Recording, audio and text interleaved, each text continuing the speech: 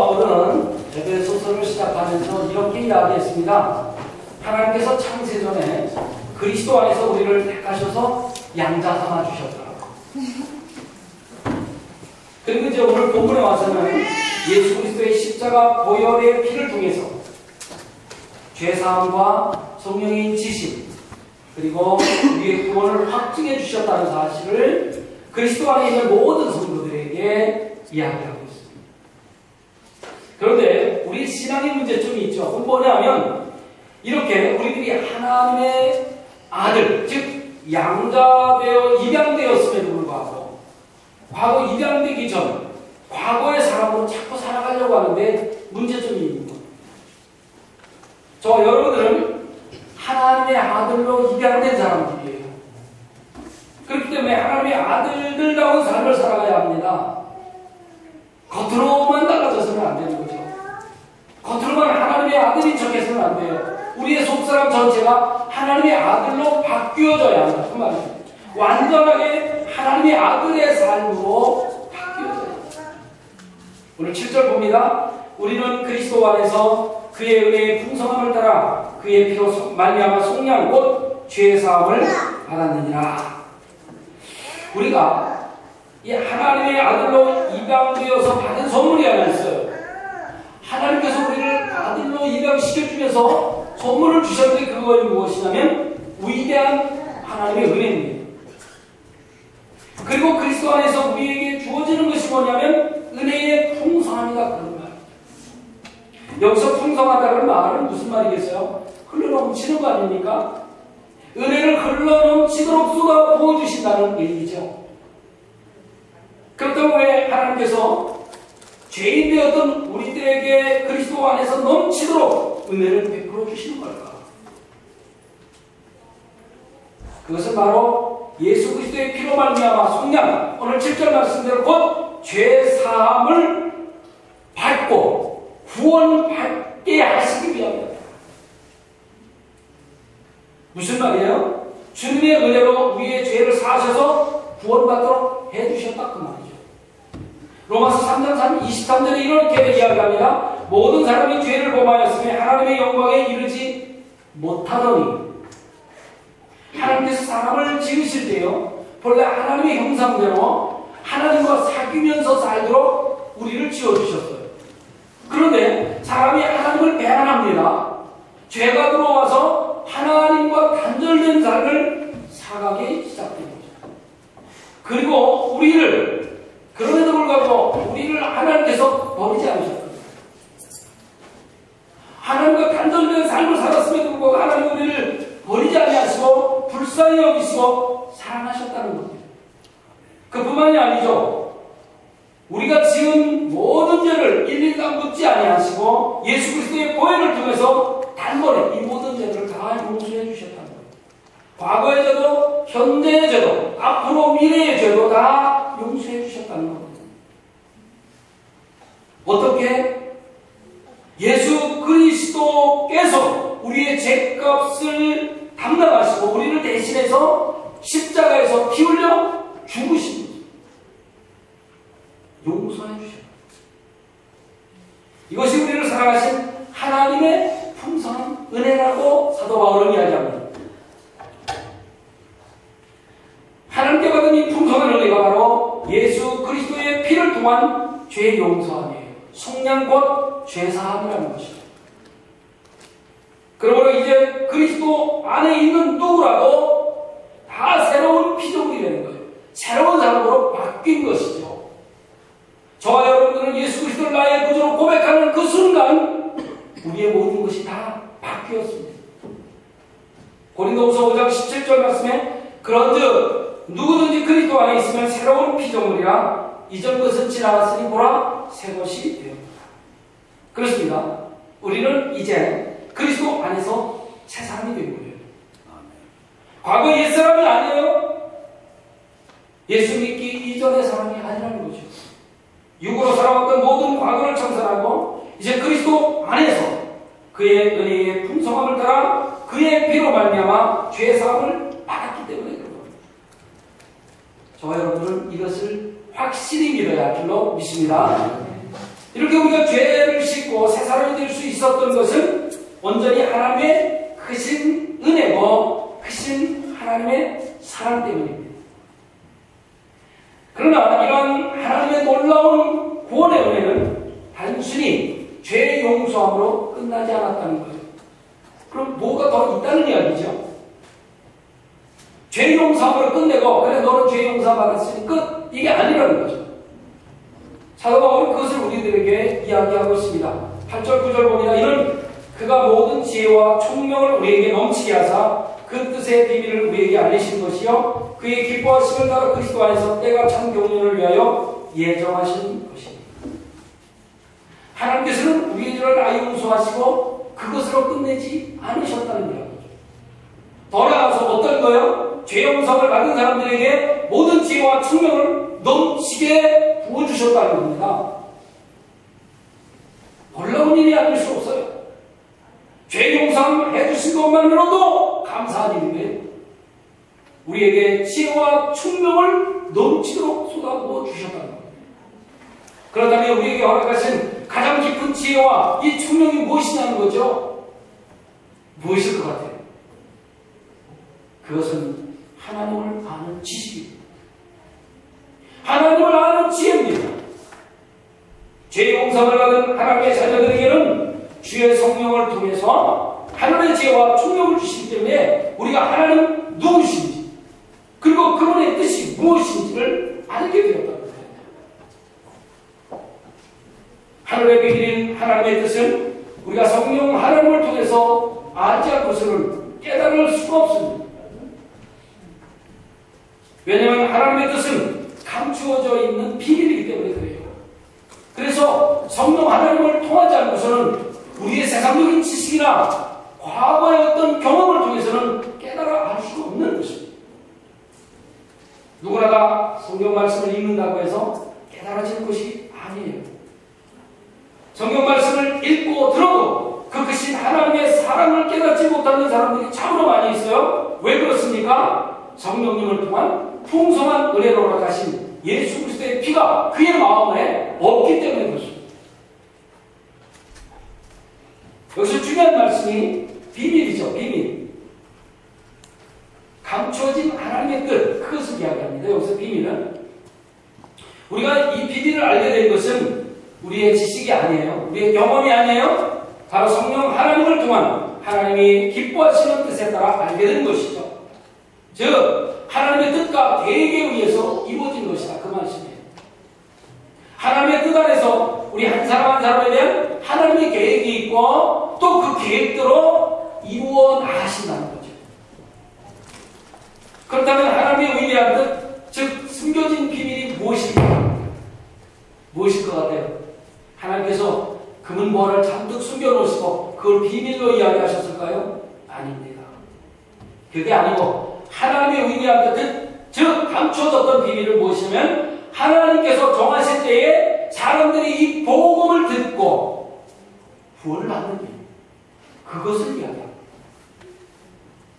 때가 되어 감췄던 그 비밀을 우리들에게 드러내어 알게 하시고 그걸 듣고 깨달아서 구원의 길로 이르게 하신 그것이 바로 비밀이에요. 이것이 그리스도 안에서 때가 찬 경륜을 위하여 예정하신 것이라는 거죠. 예정과 경륜이라는 말씀이 나옵니다. 우리가 조금 어려운 말이긴 하지만 예정은 뭐 우리가 다 알잖아요. 하나님께서 세워놓으신 계획이죠. 어떤 계획이에요? 경륜은 무엇입니까? 그것을 위해서 하나님께서 세워놓으신 그 계획을 위해서 지금까지 세상을 이끌어오신 것, 그게 경륜입니다.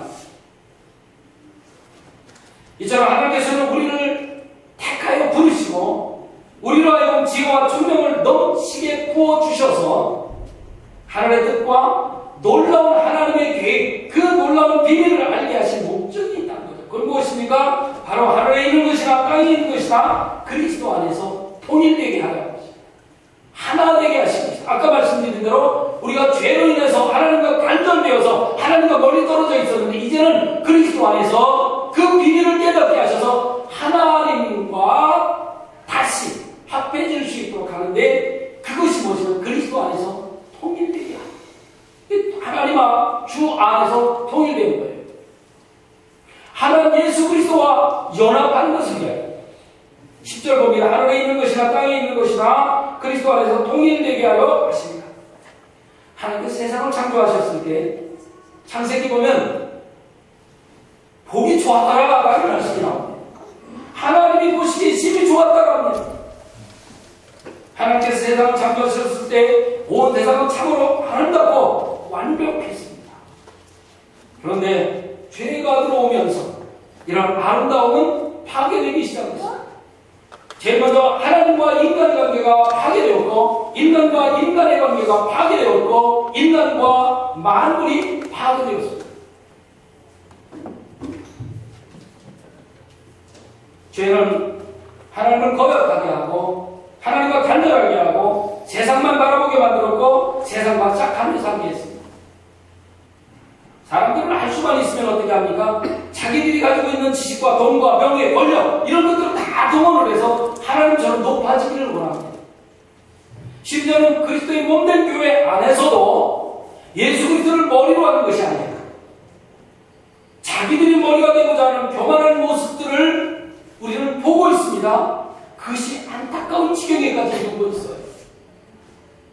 그렇기 때문에 하나님께서 하시려고 하는 계획이 무엇이에요? 이 파괴된 모든 피조 세계가 다시 회복시키려고 하는 것입니다. 하나님의 궁극적인 구원의 경륜은 모든 피조물들을 그리스도 안에서 다시 하나 되게 하는 거예요. 통일되게 하려 하십니다. 죄로 인해 깨어지고 부서진 하늘과 땅의 질서를 다시 회복시켜 그리스도 안에서 다시 하나가 되게 하는 것입니다. 이런 하나님의 그 계획인 그 회복의 중심에는 사람이 있는 것이 아니라 바로 예수 그리스도가 계십니다. 또한 빚값으로 세우신 교회가 그 중심에 있습니다. 결국 오직 예수 그리스도와 하나님의 교회를 그 회복의 중심 가운데 있는 주인공으로 하나님께서 삼아주신 거죠. 11절 봅니다. 모든 일을 그의 뜻의 결정대로 일하시는 이의 계획을 따라 우리가 예정을 입어 그 안에서 기업이 되었으니. 온 세상 역사의 결정자는 하나님 한 분이십니다. 우리가 결정하는 것 같죠? 세상의 왕들이나 혹은 세상의 대통령들이 결정하는 것 같습니다. 아닙니다. 세상의 그 어떤 권력자도 온 세상의 역사의 결정권자가 될 수 없습니다. 오직 하나님 한 분만이 이 역사의 주관자가 되시는 줄로 믿습니다. 왜냐하면 하나님께서 세상을 창조하셨기 때문에 그래요. 그분이 주인이시기 때문에 그래요. 창조자이신 하나님께서 우리를 미리 정하시고 선택하셔서 예수 그리스도를 믿게 하셨고 또 하나님의 뜻에 따라서 하나님의 예정대로 우리를 하나님의 기업이 되도록 하신 거예요. 기업이 무슨 말입니까? 삼성전자나 혹은 마이크로소프트 같은 것이 기업이죠. 주로 소유를 이야기할 때 우리는 기업이다 그런 말을 합니다. 세상의 많은 사람들 가운데 우리를 특별히 하나님의 기업, 하나님의 아들로 삼아주셨다, 하나님의 자녀로 삼아주셨다, 하나님의 백성으로 삼아주셨다, 이것이 여기에 나오는 기업이라는 것입니다. 한마디로 우리가 하나님의 소유, 즉 하나님의 자녀가 된 것을 이야기하는 거죠.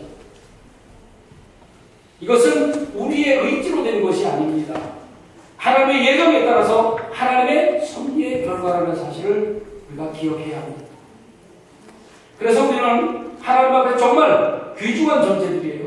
하찮은 존재들이 아니에요. 여러분들은 정말 복되고 존경받을 만한 사람들이에요. 원래는 이스라엘 백성들만 하나님의 언약을 성취하는 유일한 이 민족으로 선택을 받았었죠. 그러나 이제는 그렇지 않습니다. 이스라엘에게만 주어졌던 옛 특권은 폐지됐어요. 모든 이방인들에게 예수를 나의 구주로 고백한 모든 사람들에게 축복의 분깃을 받아 누릴 수 있는 특권이 주어진 거예요. 이처럼 하나님께서는 그 누구라도 예수를 나의 구주로 영접하기만 하면 차별하신다든지 편애하신다든지 하지 아니하시고 모든 믿는 자에게 동일한 구원을 베푸신다는 사실을 우리는 기억해야 합니다. 우리가 하나님의 기업이 되기까지는 세 가지 하나님의 놀라운 계획이 들어있었다라고 사도 바울은 이야기합니다. 그 첫 번째가 뭐냐면 만세전에 그렇게 예정하셨다는 거죠. 12절 봅니다. 이는 우리가 그리스도 안에서 전부터가 그의 영광에 찬송이 되게 하려 하십니다. 하나님은 온 우주 만물에서 저와 여러분들을 불러 선택해 주셨어요. 우리가 지금 하나님의 기업이 된 것, 즉 하나님의 상속자가 된 것은 우리로 하여금 하나님의 영광을 찬송하는 자가 되게 하시고자 하셨던 것이죠. 하나님의 창조의 섭리를 이루려고 하셨던 거예요. 저와 여러분들을 불러주신 것은요, 교회를 채우고 우리끼리 친교하라고 불러준 게 아니고 하나님 앞에 영광 돌리고 찬송 돌리기 위해서 불러주셨다는 거예요. 그렇기 때문에 우리는 하나님의 영광만을 찬송해야 해요. 찬송은 교회 와서 예배 시간에만 드리는 것이 아닙니다. 우리의 찬송은 숨이 멎어지는 그 순간까지 하셔야 돼요. 집에서도 하나님의 영광을 찬송해야 합니다. 삶으로 여러분은 하나님을 찬송해야 합니다. 또한 하나님의 백성들은 사나 죽으나 하나님께 찬송 드리는 일을 생애 최고로 생각하며 사셔야 합니다. 목숨이 붙어있는 그날까지 오직 여호와의 이름을 높이 찬양해야 하는 것이 우리의 큰 영광인 줄로 믿습니다. 그리고 그게 목적이에요. 두 번째 이야기합니다. 우리가 하나님의 기업이 되기 위해서 우리에게 복음이 들렸다는 거죠. 우리를 하나님의 자녀로 삼아주시기 위해서 복음을 전해주셔야 돼. 그게 우리 귀에 들렸다는 거예요. 13절 상반절 봅니다. 그 안에서 너희도 진리의 말씀 곧 너희의 구원의 복음을 듣고 그 안에서 또한 믿어. 우리가 복음 전파자들을 통해서 복음을 듣지 않았다면 하나님의 예정이 우리에게 소용없게 됐겠죠. 그리고 믿을 수도 없었을 것입니다. 복음 전파자들이 전하는 하나님의 메시지를 듣고 믿었을 때에 우리가 구원을 받게 된 거죠. 그래서 이 세상에서 가장 위대한 조청이 무엇인지 아십니까? 하나님의 말씀의 조청이에요. 말씀을 들어오세요. 이게 굉장히 소중합니다. 하나님의 때가 차서 우리에게 복음이 전해지고 이 복음을 믿고 구원을 받게 된 것은 참으로 놀라운 하나님의 은혜가 아닐 수 없는 거예요. 저와 여러분들이 복음을 듣고 예수 믿고 구원받았다고 하는 것은 이거 그냥 넘겨낼 일이 아니라는 거죠. 엄청난 하나님의 은혜가 나에게 임했다는 사실을 우리가 늘 기억하며 살아야 돼요. 우리가 복음을 듣지 않았다면 얼마나 불쌍한 인생이었겠습니까? 또 아무리 하나님의 말씀이 우리에게 들려진다고 할지라도 그 진리가 우리의 심령을 두드려서 하나님을 향한 신앙을 창출하지 못한다면 아무 의미가 없는 거죠. 그렇지 않습니까? 그냥 듣고 없어져 버린다면, 그것으로 끝나버린다면 아무 소용이 없는 거예요. 하나님의 말씀이 나에게 들려졌을 때에 내가 그 소리를 듣고 믿고 마음의 변화를 받아서 삶의 주님을 향한 뜨거운 마음으로 변화되었기 때문에, 변화된 삶을 살았기 때문에 의미가 있는 거예요. 히브리서 4장 2절 말씀에 그들과 같이 우리가 복음 전함을 받은 자, 그들과 그 말씀이 우리에게 유익하지 못한 것은 듣는 자가 믿음과 결부시키지 아니함이라. 무슨 말씀이에요? 내가 들었으면 그 믿음과 결부시켜야 되는데 결부시키지 않고 듣는 것 따라, 믿음 따라 안 된다는 거죠. 히브리 기자는 그걸 이야기했습니다. 우리가 들었으면 믿음과 결부시켜서 삶의 변화를 가져와야 된다는 거예요. 듣고 삶에 적용하지 않으면 아무 소용이 없다는 말씀이죠. 전해진 말씀을 듣고 믿는 우리들은 과거의 삶을 벗어나야 해요. 그리고 새 삶으로 바꿔나가야 합니다. 세 번째로 성령으로 우리를 인치신 것을 사도 바울은 이야기합니다. 13절 하반절과 14절 말씀 봅니다. 약속의 성령으로 인치심을 받았으니 이는 우리 기업의 보증이 되사 그 얻으신 것을 속량하시고 그의 영광을 찬송하게 하려 하신다. 하나님께서는 복음을 듣는 자들에게 인을 치셨다고 얘기합니다. 인을 쳤다는 것이 뭐예요? 옛날에 그 노예제도가 있을 때에 노예들에게 그 귀를 뚫었다고 합니다. 이렇게 나무에다 대고 송곳으로 대고 이걸 인 치는 거죠. 내 것이라고 인을 치는 거예요. 너는 내 것이야. 이렇게 도장을 찍는 거죠. 내 것이라는 뜻이 되는 거예요. 여기서 말씀하는 성령의 인치심이라고 하는 말이 나오는데 이것은 우리에게 하나님의 말씀을 주어서 성령 하나님을 통해서 우리의 지각과 생각을 완전히 바꾸어 주시는 걸 이야기합니다. 우리가 말씀을 듣고 성령의 인치심을 받지 않으면 생각이 바꿔지거나 그렇지 않습니다. 성령이 보증되시는 거예요. 성령이 우리를 보증해 주시는 거예요. 보증자가 되시는 거죠. 이것이 가장 확실한 인치심이 된 겁니다. 그리고 이것이 우리가 그분의 기업이 된 보증이기도 합니다. 결국 복음을 믿고 그것을 확신하는 일은 인위적으로 만들어진 것이 아니라는 사실을 우리가 알 수 있을 것 같아요. 전적으로 성령 하나님의 감동으로 가능하다는 것을 이야기하고 있는 거죠. 저와 여러분들은 하나님의 자녀이면서 하나님의 백성들이 하나님 나라의 백성들입니다. 하나님께 특별히 소유된 자들이라는 뜻이죠. 그렇기 때문에 그 누구도 우리를 망하게 하거나 우리의 신령을 빼앗아갈 수가 없습니다. 그렇다면 우리의 영원한 천국을 소유할 수 있게 되는 보증이 어디 있느냐는 거죠. 앞에서 말씀드린 대로 성령 하나님이 우리 안에 임하신 거예요. 하나님이 여기신 성령을 보증 삼아주신 거죠. 우리의 구원과 축복이 흔들리지 않는 이유가 바로 여기에 있습니다. 이미 우리가 성령을 보증으로 받아놓았기 때문에 우리의 믿음이 흔들리지 않는 겁니다. 이미 예수님께서 약속하신 대로 성령을 우리에게 보내주셔서 하나님과 우리 사이에 보증으로 세워주셨기 때문에 우리가 이 악한 세상을 살아가더라도 우리는 두려워할 필요가 없게 된 거죠. 사랑하는 성도 여러분, 오늘 말씀 6절과 12절, 오늘 7절입니다만 그 전 6절부터 12절에서 우리 인생의 존재의 목적이 무엇이냐를 분명하게 우리에게 가르쳐주고 있습니다. 우리 인생의 존재의 목적이 무엇이겠어요? 그것은 예수 그리스도의 피로 인해서 죄로부터 구원받은 우리들로 하여금 하나님의 은혜의 영광을 찬송하게 하라.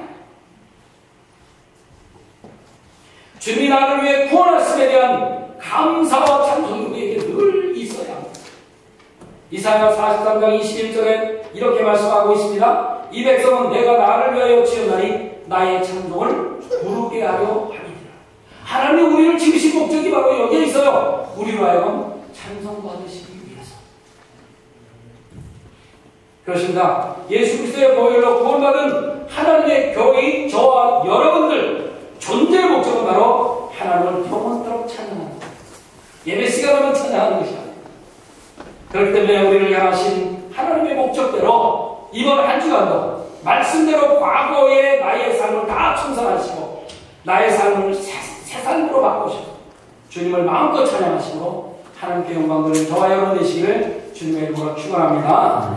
기도하겠습니다.